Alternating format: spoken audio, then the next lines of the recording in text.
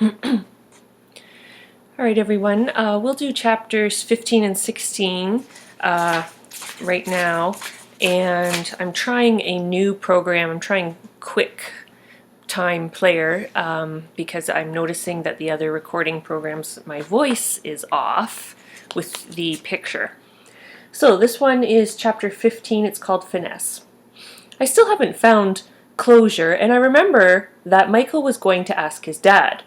When it's time for Mrs. Brooke to leave, I run around the playground looking for him. Finally, I see his red baseball cap over by the slide and run up behind him. "Did you ask your dad about closure?" He turns around. "Hi, Caitlin. Did you ask your dad about closure?" "Yup." "What did he say?" "Let's play football." "I don't like football." "No, I mean that's what my dad said." "What does that have to do with closure?" "I don't know. That's how he answers a lot of questions." "Oh, sometimes grown-ups don't answer questions." "What's closure, anyway?" "It helps you feel better after someone dies." "Oh, can I have some?" "No, because I don't have any and I don't know how to get it." His head drops down. I think this means sad. But I'm going to find it. Will you share it with me?" "Okay." He looks at the person. His eyes are soft and squishy. "Promise?" I nod. "Scout's honor?" I look at the person, too. Hard. How does he know my nickname? "Scout's honor?" "Scout's honor?" he asks again. I nod. "Scout's honor." That's when I notice that Michael is wearing overalls, just like the ones Scout wears in To Kill a Mockingbird. "Hey, those are what you wear in To Kill a Mockingbird." He frowns. "I don't kill any birds." Michael is very smart for such a little kid. "That's good," I tell him, "because you shouldn't." "Then why did you say it?" "It's what Scout wears in To Kill a Mockingbird. It's a movie." "Oh." I stare at his overalls. "What do they feel like?" He looks down at his chest, then rubs his hand across the pocket. "Sort of like jeans. You can feel them if you want." He sticks his chest out toward me. I shake my head. I was wondering if the straps hurt or the waist part was too loose and it gets airy and cold. He shrugs. "They feel okay to me." He puts his hand behind his neck. "I don't like this sweatshirt, though. It's got a sticky outie tag." "I hate those," I tell Michael. "You should get the ones that don't have any tags. That's what I get." Dad bought me some new clothes, but he isn't very good at it. Not like my mom. "You just have to tell him what you want. I wear sweatpants and a long-sleeve t-shirt every day, except in the summer. Then my sweatpants and t-shirt are short-sleeve. The t-shirt can be any color. I don't care as long as it's not yellow or gold, or mossy green, or pukey green, or poopy green." That makes Michael start giggling. "Or any kind of pink, because those colors make me feel sick. And it can only be one color because I don't like colors running into each other. And there can't be writing on the t-shirt, or people will read it and I don't want them looking at me. And the long-sleeve t-shirts don't have scratchy cuffs. And none of the t-shirts can have tags in the back or collars, or stripes, or pockets, or zigzag stitching, or double stitching. Now my dad knows, and he says I'm such a breeze to buy for." Michael giggles again. I smile like I do when Dad says it because even though I don't know what he means exactly, I do know that the breezes are nice, so it must be good. Then I notice Michael's face. "Have you been eating dirt?" I ask him. He frowns and shakes his head. "Only William H. eats dirt." "I know, so what's the brown stuff on your face?"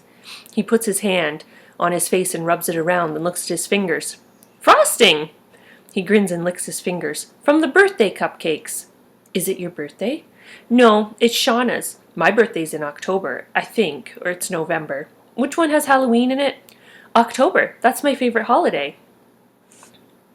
"Mine too, except for my birthday. I'll be 7. That's old." I'm about to tell him that 7 is still a baby, but then I remember about finesse, so all I say is, "I'll be 11 next month." "Wow, you're really old. You must know a lot of stuff." "I do, but some stuff I just learned about, like finesse." "What's that?" "It's hard to explain, but it's something I have a lot of." "Oh, do you want me to burp my ABCs?" I ask him. "Can you do that?" I nod. "Do it! Do it!" So I do, and he stares at me with his mouth open until I get to XYZ.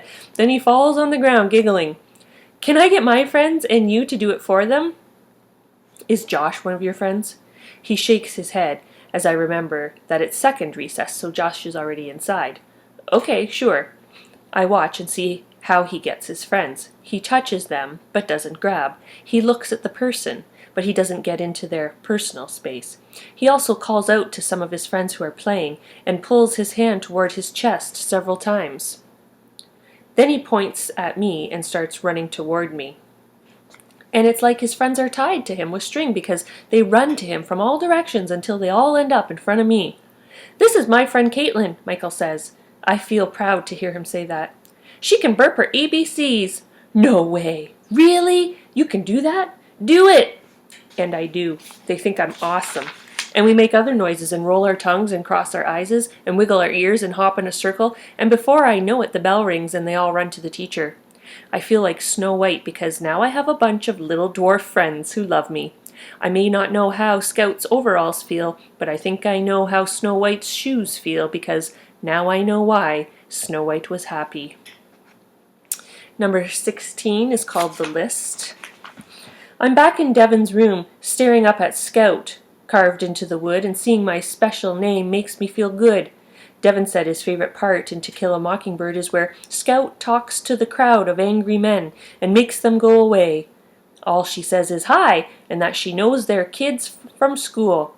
Then all the angry men leave. I don't get it. But Devon says that's exactly what I'm like because I say stuff that's obvious and people go, oh, and it makes them think. He says I can solve a lot of problems just by being like Scout. Except I haven't found closure. I wonder if I'm more like Scout. If I'm more like Scout, will I be able to find closure? Dad said no about the haircut, but maybe I could dress like Scout. I suck on my sleeve and wonder if I could wear Scout overalls like Michael. I wonder what Devon would say about Scout overalls. After a while I decide to get my dictionary, even though I've looked up closure 37 times and it still doesn't help. I crawl out of my hidey hole to go to my room and I see the woodworking books on the floor and read them instead. I see new words that sound cool like dadu and kerf and tenon and mortise. I finish the 3 woodworking books, which are pretty short, and the Scout manual. I look under Devon's comforter that's on the floor to see if there are any books. There aren't, but there's a piece of spiral notebook paper with Devon's handwriting. It says, Eagle Scout Project, on top. Underneath it says, mission-style chest with 2 shelves and 1 door. Then there's a list. Quarter-cut oak, circular saw or table saw, plane, router, saber saw, drill, bar clamps or pipe clamps, woodworker's glue, sander, wood screws, hinges, tack cloth, wipe-on polyurethane varnish, protective eyeglasses and ear protection. And at the very bottom it says this, practice teaching woodworking steps to Scout. Once she gets it, set up meeting to teach troop. I stare at the paper. He was going to teach me woodworking, and I realized that he taught me everything I know, and now I may never get anything ever again because he's not here to teach me. I don't feel good in this room anymore, so I go get my purple fleece and wrap it around me and go to the living room. I get partly under the sofa cushion but leave an opening so I can stare out at Devon's chest. Dad sits down on the floor next to me. I can see his work pants and boots. Are you okay? I stare at the chest. He sighs. His hands drop onto his legs and he sighs again. Listen, Caitlin, it'll be your birthday before long. What would you like to do? Last year Devon took me to the mall. Limited, too. He said I need to wear clothes that don't make me look weird. He told me which clothes they were. I didn't like the first 17 tops he picked. The first one was pink. Pink is the color of medicine and feels drippy and sickly. The second one had a tag that itched. The third one felt like carnivorous dinosaur skin, and I would be eaten alive. The fourth one had a stripe at an angle that was evil. It's not evil, Devon said. It's evil, evil, evil, I said, and I screamed until he put his hand over my mouth, and I bit his finger hard, and he tried to get his finger out of my mouth, but I wouldn't let him until I saw the tears coming out of his eyes. He crumpled on the floor holding his finger tight, and his face went red, and I realized for the first time that Devon feels pain. And now I wonder if he felt pain on the day our life fell apart. I felt a cold hand on my arm, and I flinch. It's Dad. Caitlin, what do you want for your birthday? I whisper that I want Devon to take me to the mall. Dad moves around so his head is peeking in at me. What? I want Devon to take me shopping like he did last year. Dad puts his head down so his chin touches his chest. He says nothing for a while, then he looks up. He can't. But it's my birthday and that's what I want. He sighs and explains that Devon is no longer with us and is in heaven with my mother, and the two of them are looking down on us and will always love us. I know that. Why is he explaining it all? Is he reminding himself? When he finally finishes, I say, I still want him to take me. Dad shakes his head and he stares at the carpet, but his eyes are watery. Maybe he's stuffed animaling. Finally, he says he will get dinner started. This means the conversation is over. I push my head farther under the sofa cushion, but it doesn't swallow me up like I want it to. So it's comforting to see that Caitlin has a friend, a younger friend, and that she's actually learning some things by hanging out with the younger kids. I mean, is that the answer? Do people with special needs need to find a group that works for them and that they can learn from and understand things better? And it says a lot about school and how we separate people in school according to age. It's so weird that we have classes and people are separated according to age 14, 15, 16, or 17. And is that right? And it's not that way in the real world. It's not that way in the work world. So it raises some interesting questions.